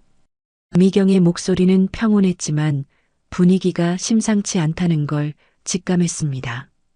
박성훈이 일어서며 말했어요. 회장님의 개인적 판단이 회사에 미치는 영향에 대해 논의하고 있었습니다. 제 개인적 판단이요? 김태수라는 기사에 대한 특별 대우 말입니다. 신원이 불분명한 인물을 핵심 직책에 두는 것은 위험해요. 미경은 순간 당황했지만 침착함을 유지했습니다. 하지만 이사들의 시선이 모두 자신에게 집중되어 있다는 걸 느꼈어요. 김태수 기사는 능력으로 선발된 직원입니다. 특별 대우라는 표현은 부적절해요. 그럼 왜 임원회의에 기사를 참관시켰나요? 그런 전례가 있었나요? 박성훈의 날카로운 질문에 미경은 답변하기 어려웠습니다. 정말로 태수에게 특별한 관심을 보였던 게 사실이었거든요. 현장의 목소리를 듣기 위해서였습니다. 그렇다면 다른 기사들도 참관시켜야 하는 거 아닌가요? 왜 유독 김태수만요? 미경은 할 말을 잃었습니다. 이사들의 표정이 점점 의심스럽게 변해갔어요. 결정하겠습니다. 김태수 기사는 오늘 즉시 해고 처리하겠어요. 한 이사가 말했습니다. 미경은 깜짝 놀라며 반박하려 했지만 이미 분위기는 기울어진 상태였어요. 회사의 신뢰성을 위해서는 어쩔 수 없는 조치입니다. 이사들의 결정이 내려졌습니다. 미경은 어떻게 막아야 할지 몰랐어요. 태수가 자신의 아들일 가능성이 높다고 확신하고 있었지만 아직 확실한 증거가 없었거든요. 1시간 후 태수는 인사팀으로 호출되었습니다. 인사팀장이 차가운 표정으로 해고 통지서를 내밀었어요. 김태수 씨, 회사 사정으로 오늘부로 계약을 해지합니다.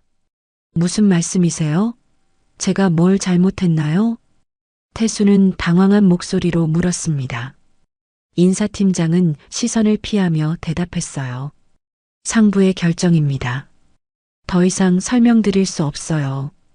회장님은 뭐라고 하셨어요? 회장님도 동의하신 결정입니다.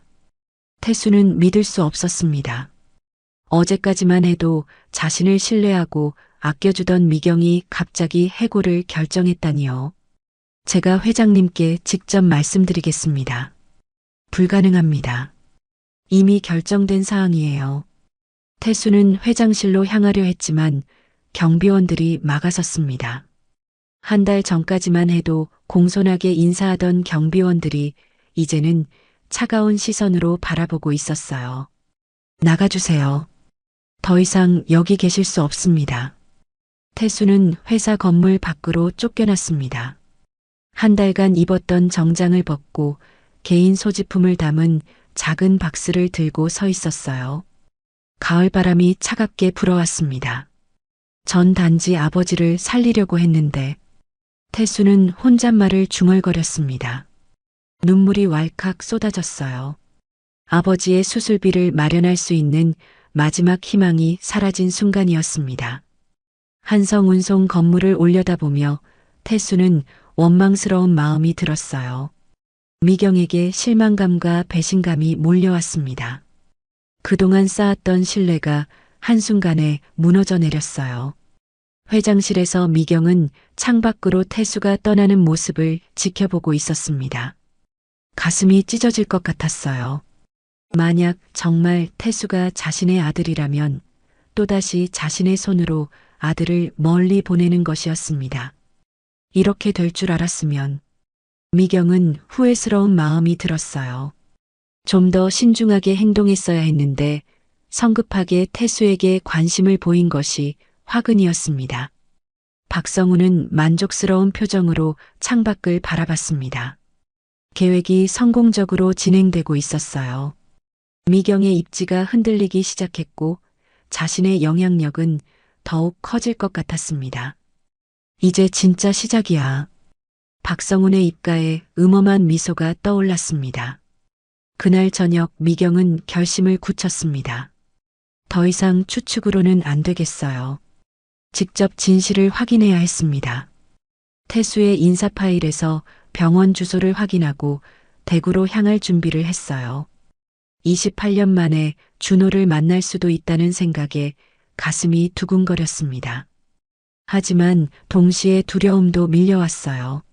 만약 정말 준호가 살아있다면 지난 28년간 자신이 얼마나 잘못 살아왔는지 깨닫게 될 테니까요. 태수는 병원으로 돌아가는 길에 절망감에 빠져 있었습니다. 아버지에게 어떻게 말해야 할지 막막했어요. 마지막 희망마저 사라진 상황에서 준수에게 무슨 말을 할 수 있을까요? 병실 앞에 서서 한참을 망설였습니다. 문을 열고 들어가기가 두려웠어요. 준수의 기대에 찬 눈빛을 마주하기 힘들었거든요. 미경은 대구 동산병원 주차장에 차를 세우고 한참을 머뭇거렸습니다. 저녁 8시 병원 건물에는 따뜻한 불빛이 켜져 있었어요. 28년 만에 준호를 만날 수도 있다는 생각에 가슴이 두근거렸습니다.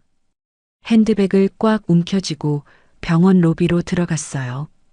안내 데스크에서 이준수라는 이름으로 입원 환자를 찾았습니다. 7층 712호라는 답을 듣는 순간 다리가 후들거렸어요. 엘리베이터 안에서 미경은 거울에 비친 자신의 모습을 봤습니다. 28년 전 24살의 어린 미경이 아닌 52살의 중년 여성이 서 있었어요. 준호가 자신을 알아볼까요? 7층에 도착해서 복도를 걸어가는 발걸음이 무거웠습니다. 간호사들이 분주히 움직이고 있었고 환자 가족들의 걱정스러운 목소리가 들렸어요. 712호 병실 앞에 도착했을 때 미경은 심호흡을 했습니다. 문 앞에서 한참을 망설였어요. 손을 들어 놓고 하려다가 다시 내렸습니다. 만약 정말 준호가 맞다면 무슨 말을 해야 할까요? 28년간의 오해와 그리움을 어떻게 설명할 수 있을까요? 용기를 내어 문을 살짝 열었습니다. 병실 안은 조용했어요. 창가 침대에 누운 환자는 눈을 감고 있었습니다. 산소호흡기에 규칙적인 소리만 들렸죠. 미경은 천천히 침대 곁으로 다가갔습니다. 그리고 환자의 얼굴을 봤어요. 28년이라는 세월이 그의 얼굴에 깊은 주름을 새겼습니다. 뺨은 푹 꺼져 있었고 머리카락은 반백이 되어 있었어요. 하지만 미경은 알 수 있었습니다. 그 눈매, 그 코, 그 입술의 모양. 분명했어요. 준호. 미경의 입에서 작은 목소리가 새어나왔습니다. 그 순간 준수의 눈꺼풀이 떨렸어요. 천천히 눈을 뜨는 준수와 미경의 시선이 마주쳤습니다. 몇 초간의 침묵이 흘렀어요. 준수의 눈이 점점 커졌습니다. 믿을 수 없다는 표정이었어요. 입술이 파르르 떨렸죠. 미경? 목소리는 쉬어 있었지만 분명했습니다. 미경은 그 자리에 주저앉을 것 같았어요. 28년간 그리워했던 바로 그 목소리였습니다. 당신, 정말 당신이에요? 미경의 목소리도 떨렸어요. 준수는 대답 대신 눈물을 흘렸습니다. 28년간 참아왔던 눈물이었어요. 살아있었구나. 28년간 죽은 줄만 알았어. 준수의 떨리는 목소리가 병실에 울렸습니다. 미경도 눈물을 참을 수 없었어요. 나도 당신이 죽었다고 생각했어요. 매년 무덤에 가서. 무덤? 준수가 놀란 표정을 지었습니다. 미경은 28년간의 오해를 설명하기 시작했어요. 당신과 아기가 교통사고로 죽었다는 소식을 들었어요. 신문에도 났고 장례식도 치렀어요. 그게 다 거짓이었어. 미경아, 미안해. 준수가 힘겹게 말했습니다. 미경은 침대 옆 의자에 앉으며 물었어요. 왜 그런 거짓말을? 당신 부모님이 500만 원을 주면서 떠나라고 했어. 안 떠나면 너도 아이도 위험하다고 협박했거든. 미경은 충격을 받았습니다. 부모님이 그런 일을 했다니요. 그래서 아이와 함께 죽은 척하고 영주로 갔어. 28년간 태수 이름으로 살았지. 우리 아들이 정말 살아있어요? 미경이 떨리는 목소리로 물었습니다. 준수는 고개를 끄덕였어요. 태수야, 지금 28살이 됐어. 하지만 본인은 출생의 비밀을 몰라. 태수가, 김태수가 우리 아들이었어요? 미경은 믿을 수 없었습니다. 한 달간 함께 일했던 그 청년이 자신의 아들이었다니요. 당신이 한성운송 회장이라는 걸 뉴스에서 봤어. 태수가 거기 취직했다고 하더라고. 그럼 당신도 알고 있었어요? 의심은 했지만 확신할 수 없었어. 설마 우리 아들을 회장님이 직접. 준수의 말이 끊겼습니다. 기침이 심하게 나왔어요. 휴지에 피가 묻어났습니다. 많이 아프세요? 미경이 걱정스러운 표정으로 물었습니다. 준수는 고개를 저었어요. 괜찮아. 이제 당신을 다시 만났으니까. 폐암이라고 들었어요. 수술해야 한다면서요? 돈이 없어서 못하고 있어. 태수가 온갖 노력을 다하고 있는데 미경은 가슴이 아팠습니다. 자신이 모르는 사이에 가족이 이렇게 고생하고 있었다니요. 그런데 태수가 오늘 해고당했어요. 뭐라고? 준수가 놀라며 몸을 일으켰어요. 미경은 오늘 있었던 일을 설명했습니다. 제가 태수에게 특별한 관심을 보였다는 이유로 이사들이 문제 삼았어요. 막을 수가 없었어요. 우리 아들이 또... 준수의 목소리가 절망에 차 있었습니다. 미경은 준수의 손을 잡았어요. 이제 모든 걸 바로잡을 거예요. 28년간의 오해도 우리 가족도. 그때 병실 문이 열렸습니다. 태수가 들어오다가 미경을 보고 놀란 표정을 지었어요. 회장님이 왜 여기에? 태수는 이해할 수 없었습니다. 자신을 해고시킨 회장이 아버지 병실에 와 있다니요. 미경과 준수는 서로를 바라봤습니다. 이제 모든 진실을 말해야 할 때가 왔어요. 28년간 숨겨왔던 비밀을 아들에게 털어놓아야 했습니다. 태수야, 앉아. 준수가 아들을 부르며 말했습니다. 태수는 어리둥절한 표정으로 의자에 앉았어요. 할 말이 있다. 준수의 목소리가 진지했습니다. 미경도 긴장한 표정으로 태수를 바라봤어요. 드디어 28년간의 비밀이 밝혀질 순간이었습니다. 병실 안에 무거운 침묵이 흘렀습니다. 태수는 아버지와 미경을 번갈아 보며 상황을 이해하려 애썼어요. 왜 자신을 해고시킨 회장이 아버지 병실에 와 있는 걸까요? 준수가 먼저 입을 열었습니다. 태수야, 너에게 숨겨온 게 있다. 준수의 목소리가 떨렸어요. 태수는 긴장한 표정으로 아버지를 바라봤습니다. 아버지, 진짜 이름은 김준호야. 그리고 너는... 준수가 말을 잇지 못했습니다. 28년간 숨겨온 비밀을 털어놓기가 쉽지 않았어요. 김태성입니다. 미경이 대신 말했습니다. 태수는 깜짝 놀라며 미경을 쳐다봤어요. 무슨 말씀이세요? 내 본명은 김태성이야. 그리고 나는 내 어머니야. 태수는 의자에서 벌떡 일어났습니다. 믿을 수 없다는 표정이었어요. 말도 안 돼요. 어머니는 제가 태어날 때 돌아가셨다고. 미안하다, 태수야.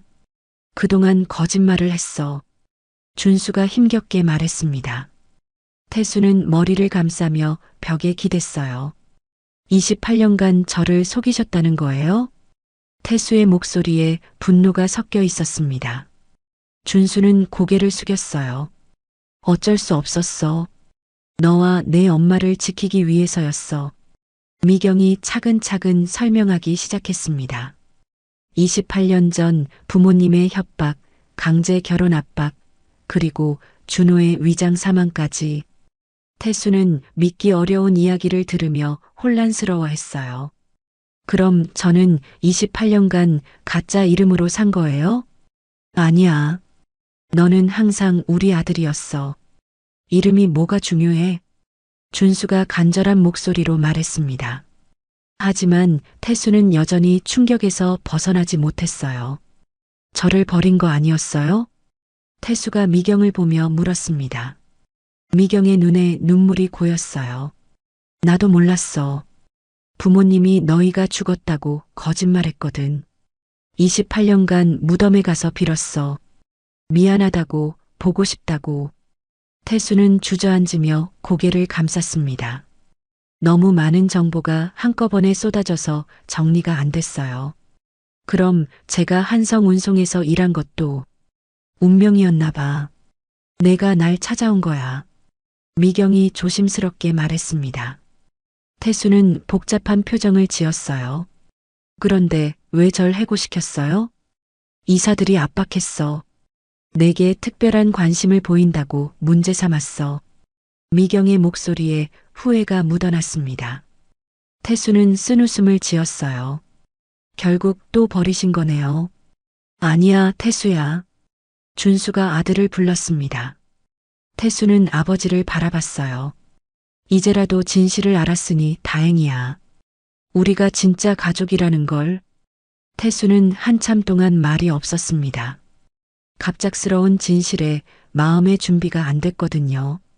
하지만 점차 이해하기 시작했어요. 왜 아버지가 한성운송 뉴스만 보면 괴로워했는지, 왜 어머니 사진을 모두 버렸는지, 부모님의 욕심이 우리 인생을 망쳤어. 미경이 분노에 찬 목소리로 말했습니다. 준수는 고개를 저었어요. 그래도 당신은 성공했잖아. 훌륭한 사업가가 됐어. 성공이 뭐야? 가족도 없이 혼자 살아온 28년이 성공인가? 미경의 목소리가 떨렸습니다. 태수는 두 사람을 바라보며 마음이 복잡했어요. 저도 혼란스러워요. 갑자기 어머니가 나타났다고 하니 태수가 솔직한 마음을 털어놨습니다. 미경은 이해한다는 표정을 지었어요. 시간을 줄게. 천천히 받아들여. 하지만 아버지 수술은 빨리 해야 해요. 태수가 준수를 걱정스럽게 바라봤습니다. 미경이 즉시 대답했어요. 수술비는 내가 모든 걸 해결할게. 너희를 위해서라면 뭐든지 할 수 있어. 고마워요. 하지만 돈 때문에 어머니라고 부르는 건 아니에요. 태수의 말에 미경은 쓸쓸한 미소를 지었습니다. 당연해. 억지로 가족이 될 수는 없지. 그때 준수가 기침을 심하게 했어요. 태수가 황급히 물을 가져다 드렸습니다. 아버지, 괜찮으세요? 괜찮아. 우리 가족이 다시 만났으니까. 준수의 말에 미경이 눈물을 흘렸어요. 태수도 마음이 움직였습니다. 아무리 복잡한 상황이어도 아버지의 건강이 가장 중요했어요. 일단 수술부터 해요. 그 다음에 천천히 이야기해요. 태수가 결심한 듯 말했습니다. 미경은 고마운 마음이 들었어요. 내일 당장 병원에 수술비를 입금할게. 최고의 의료진으로 모실게. 감사합니다. 어머니. 태수가 처음으로 어머니라고 불렀습니다. 어색했지만 진심이 담겨 있었어요. 미경은 가슴이 뭉클했습니다. 그리고 이제 모든 걸 바로잡을 거야. 미경의 목소리에 결의가 담겨 있었습니다. 태수가 의아한 표정을 지었어요. 무슨 뜻이에요? 박성훈과 이사들에게 진실을 말할 거야. 내가 내 아들이라는 걸. 그럼 회사에서 문제가 되지 않을까요? 상관없어. 이제는 가족이 더 중요해. 미경의 말에 준수가 걱정스러운 표정을 지었어요. 괜찮겠어? 회사 일이 복잡해질 텐데. 28년간 숨어 살았잖아. 이제는 당당하게 살고 싶어. 미경의 의지가 확고했습니다. 태수도 점차 상황을 받아들이기 시작했어요. 그럼 저도 도울게요. 제가 할 수 있는 일이 있다면. 고마워, 태성아. 미경이 처음으로 태수의 본명을 불렀습니다. 태수는 어색하면서도 뭔가 따뜻한 기분이 들었어요. 세 사람은 서로의 손을 잡았습니다. 28년 만에 처음으로 진짜 가족이 된 순간이었어요. 앞으로 해결해야 할 문제들이 많았지만 이제는 혼자가 아니었습니다. 한성운송 본사 대회의실에는 긴장감이 가득했습니다. 주주총회 당일 오전 10시부터 시작된 회의는 이미 2시간째 계속되고 있었어요. 기자들과 주주들이 빼곡히 들어찬 회의실 분위기가 예사롭지 않았습니다. 박성훈이 연단에 서서 마이크를 잡았어요. 오늘 이 자리를 빌려 중대한 안건을 상정하려 합니다. 박미경 회장의 자격 박탈에 관한 건입니다. 회의실이 술렁였습니다. 기자들이 일제히 카메라를 들이댔어요. 박성훈은 만족스러운 표정으로 자료를 펼쳐 보였습니다. 회장이 개인적 감정으로 회사 경영을 좌지우지하고 있습니다. 신원불명의 기사에게 특혜를 주고 심지어 기밀회의에까지 참석시켰어요. 주주들 사이에서 웅성거림이 일었습니다. 박성훈의 주장에 고개를 끄덕이는 사람들이 보였어요.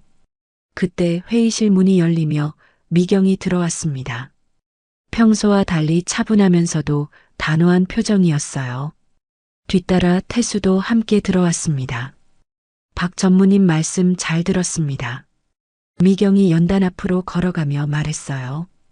박성우는 당황한 기색을 보였습니다.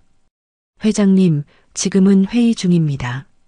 저도 이 회의에 참석할 권리가 있죠. 그리고 해명할 기회도요. 미경의 목소리에는 흔들림이 없었습니다. 주주들과 기자들의 시선이 모두 그녀에게 집중됐어요. 숨겨왔던 진실을 말씀드리겠습니다. 미경이 마이크를 잡고 회의실을 둘러봤습니다. 그녀의 눈빛에는 결의가 담겨 있었어요. 28년 전 저는 24살의 어린 여성이었습니다. 가난한 버스 기사와 사랑에 빠져 아들을 낳았어요. 회의실이 조용해졌습니다. 예상치 못한 고백에 모든 사람들이 귀를 기울였어요. 하지만 부모님은 그 사랑을 인정하지 않았습니다. 회사 위기를 이유로 저를 다른 남자와 강제 결혼시키려 했어요. 미경의 목소리가 떨렸지만 계속 이어갔습니다. 남편과 아들이 위험하다고 느낀 그는 저와 아이를 지키기 위해 교통사고로 죽은 척했어요. 28년간 저는 그들이 정말 죽었다고 믿었습니다. 기자들이 열심히 받아적기 시작했어요. 주주들도 충격적인 이야기에 몰입하고 있었습니다. 매년 8월 15일 제 아들의 생일에 무덤을 찾아가 빌었어요. 미안하다고, 보고 싶다고. 미경의 눈에 눈물이 고였습니다. 회의실 분위기가 숙연해졌어요. 그런데 한 달 전 운명처럼 제 아들이 회사에 나타났습니다. 바로 김태수 기사였어요. 모든 시선이 태수에게 집중됐습니다. 태수는 긴장한 표정으로 서 있었어요. 처음에는 확신할 수 없었습니다. 하지만 점점 확신하게 됐어요. 운전하는 버릇, 말투, 모든 게 그의 아버지를 닮아 있었거든요. 박성훈의 얼굴이 창백해졌습니다. 자신의 계획이 무너지고 있다는 걸 느꼈어요. 그래서 특별히 관심을 보인 게 맞습니다. 하지만 그건 사적인 감정이 아니라 모성 본능이었어요. 미경이 태수를 바라보며 말했습니다. 부모의 욕심이 가족을 갈라놨습니다. 28년이라는 긴 시간 동안 우리는 서로를 그리워하며 살았어요. 회의실에서 훌쩍이는 소리가 들렸습니다. 몇몇 주주들이 눈물을 닦고 있었어요. 그때 태수가 앞으로 나섰습니다. 저는 김태성입니다. 회장님의 친아들이 맞아요. 태수의 목소리가 회의실에 울렸습니다. 기자들이 더욱 열심히 사진을 찍기 시작했어요. 하지만 저는 특혜를 받기 위해 여기 온 게 아닙니다. 제 능력을 보여드리고 싶어요. 태수가 준비해온 자료를 펼쳐 보였습니다. 한성운송의 물류 시스템 혁신안입니다. 현재 운송비를 20% 절감하고 배송 시간을 30% 단축할 수 있는 방안이에요. 태수는 자신감 있게 프레젠테이션을 시작했습니다. 복잡한 물류 네트워크를 간단 명료하게 설명했어요. 주주들이 관심을 보이기 시작했습니다. 이 시스템을 도입하면 연간 100억 원의 비용 절감 효과가 있을 것으로 예상됩니다. 태수의 발표가 끝나자 회의실에서 박수가 터져 나왔습니다. 주주들이 감탄하며 고개를 끄덕였어요. 전 혈연 관계 때문이 아니라 능력으로 인정받고 싶습니다. 태수의 당당한 모습에 미경은 자랑스러웠어요. 28년 만에 만난 아들이 이렇게 훌륭하게 성장했다니. 주주 한 명이 일어서서 말했습니다. 감동적인 이야기입니다. 그리고 혁신안도 훌륭해요. 회장 박탈안에 반대합니다. 다른 주주들도 하나둘 일어서기 시작했어요. 기립박수가 회의실을 가득 메웠습니다. 박성우는 절망적인 표정을 지었어요. 자신의 계획이 완전히 실패한 걸 깨달았습니다. 박성훈 전무님, 미경이 그를 바라보며 말했어요.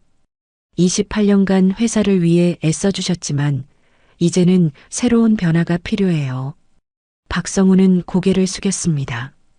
더 이상 버틸 명분이 없었어요. 사퇴하겠습니다. 박성훈의 말에 회의실이 다시 술렁였습니다. 기자들이 바쁘게 기사를 작성하기 시작했어요. 주주총회가 끝난 후 기자들이 미경과 태수를 둘러쌌습니다. 정말 인간적인 스토리네요. 감동적입니다. 28년 만에 재회, 어떤 기분이세요? 질문이 쏟아졌지만 미경은 차분하게 대답했어요. 가족보다 소중한 건 없다는 걸 깨달았습니다. 앞으로는 회사와 가족, 두 마리 토끼를 모두 잡겠어요. 태수도 당당하게 대답했습니다. 혈연을 앞세우지 않겠습니다. 오직 실력으로만 인정받고 싶어요. 기자들이 만족스러워했어요. 좋은 기사거리가 생겼으니까요. 회의실을 나서며 미경과 태수는 나란히 걸었습니다. 28년 만에 진짜 모자가 된 기분이었어요. 태성아, 고생했어. 이제 시작이에요, 어머니. 두 사람의 얼굴에 미소가 떠올랐습니다. 앞으로 해결해야 할 일들이 많았지만 이제는 함께였어요. 그것만으로도 충분했습니다. 3개월 후 대구 동산병원 VIP 병실에는 따뜻한 웃음소리가 가득했습니다. 준호의 폐암 수술이 성공적으로 끝나고 회복기에 접어든 지 한 달째였어요. 창밖으로 보이는 가을 단풍이 아름다웠습니다. 아버지, 오늘 퇴원하시는 거 맞죠? 태성이 병상 옆에 앉아 물었습니다. 준호는 훨씬 건강해진 얼굴로 미소 지었어요. 그럼 의사 선생님이 완전히 회복됐다고 하셨어. 준호의 목소리에도 생기가 돌아왔습니다. 수술 전과는 비교할 수 없을 정도로 건강해 보였어요. 미경이 과일 바구니를 들고 병실로 들어왔습니다.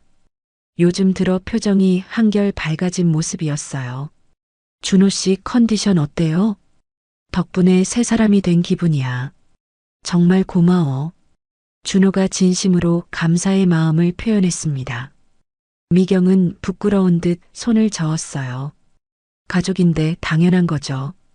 태성은 두 사람을 바라보며 흐뭇한 표정을 지었습니다. 3개월 전만 해도 상상할 수 없었던 일이었어요. 이제는 정말 가족 같은 분위기가 자연스러웠습니다. 그런데 태성아, 회사 일은 어때? 준호가 아들을 걱정스럽게 바라봤습니다. 태성은 자신 있는 표정으로 대답했어요. 물류역 신팀장으로 승진했어요. 최연소 이사래요. 정말? 우리 아들이? 미경이 놀라며 물었습니다. 태성은 고개를 끄덕였어요. 혁신안이 대성공이었거든요. 실제로 운송비가 22% 절감됐고 배송 시간도 35% 단축됐어요. 준호가 자랑스러워하며 태성의 어깨를 두드렸습니다. 역시 우리 아들이야. 능력으로 인정받는 거 보니 기특해. 태성은 부끄러워하며 머리를 극적였어요. 28년 만에 느끼는 가족의 따뜻함이 새로웠습니다. 아, 그리고 정식으로 김태성으로 이름도 바꿨어요. 태성이 새로 만든 명함을 보여줬습니다. 한성운송 물류역 신팀장 김태성이라고 적혀 있었어요. 이제야 진짜 우리 가족이 된 기분이야. 미경이 감격스러워하며 말했습니다. 28년간 그리워했던 아들의 이름을 되찾은 순간이었어요. 퇴원 수속을 마치고 세 사람은 함께 병원을 나섰습니다. 태성이 운전하는 새 차에 준호와 미경이 타고 있었어요. 회장 전용차가 아닌 평범한 가족용 승용차였습니다. 어디로 갈까요? 태성이 룸미러로 두 사람을 바라보며 물었습니다. 집으로 가자. 우리 집으로. 미경이 따뜻한 목소리로 말했어요. 이제는 세 사람이 함께 사는 집이 생겼습니다. 차가 출발하기 전 태성이 무의식 중에 대시보드를 2번 두드렸습니다. 어릴 때부터 해온 버릇이었어요. 그 순간 준호도 뒷좌석에서 문틈을 2번 두드렸습니다. 미경도 창문을 2번 두드렸어요. 세 사람이 서로를 바라보며 웃음을 터뜨렸습니다. 우리 정말 가족이네. 태성이 웃으며 말했습니다. 준호와 미경도 함께 웃었어요. 같은 버릇을 가진 진짜 가족임을 확인하는 순간이었습니다. 이제 시작이야, 태성아. 미경이 아들을 바라보며 말했습니다. 네, 어머니. 이제 정말 시작이에요. 태성이 운전대를 잡으며 대답했습니다. 앞으로 가야 할 길이 멀지만 이제는 혼자가 아니었어요. 집으로 가는 길에 태성이 말했습니다. 오늘 저녁에는 집에서 요리해 드릴게요. 아버지가 좋아하시는 된장찌개랑 어머니가 좋아하시는 갈비찜. 요리까지 할 줄 알아? 미경이 놀라며 물었습니다. 아버지가 아프실 때 배웠어요. 28년 동안 혼자 키워주신 은혜를 조금이라도 갚고 싶어서요. 준호의 눈가가 촉촉해졌습니다. 이제 너도 혼자가 아니야. 우리 셋이 함께잖아. 맞아. 이제 진짜 가족이니까. 미경도 동의하며 말했습니다. 차가 석양을 향해 달려갔습니다. 한성운송 본사 건물이 뒤로 멀어져 갔어요. 28년간 각자 다른 길을 걸어왔지만 이제는 같은 방향으로 향하고 있었습니다. 아버지, 건강하게 오래오래 사세요. 어머니도 이제 혼자 외롭게 지내지 마세요. 태성의 말에 준호와 미경이 서로를 바라봤습니다. 28년이라는 시간이 만든 상처가 완전히 아문 것은 아니었지만 이제는 함께 치유해 나갈 수 있었어요. 우리 집에 도착하면 가족 사진부터 찍자. 미경이 제안했습니다. 28년 늦었지만 이제라도 추억을 만들어 가자. 좋은 생각이에요. 태성이 동의했습니다. 준호도 고개를 끄덕였어요. 차 안에는 행복한 웃음소리가 가득했습니다. 28년간 떨어져 있었던 가족이 드디어 하나가 된 순간이었어요. 석양이 세 사람의 얼굴을 따뜻하게 비춰주고 있었습니다. 앞으로도 힘든 일들이 있을 테지만 이제는 서로가 있었어요. 그것만으로도 충분했습니다. 새로운 시작이었습니다. 진짜 가족으로서의 새로운 인생이 시작되는 순간이었어요. 지금까지 한 가족의 드라마 같은 이야기를 들어주셔서 감사합니다. 이 가족에게 하고 싶은 이야기가 있거나 응원을 해주고 싶다면 댓글 달아주세요. 그럼 오늘도 건강한 하루 되시고 다음에도 좋은 이야기로 찾아오겠습니다. 인생은 드라마였습니다.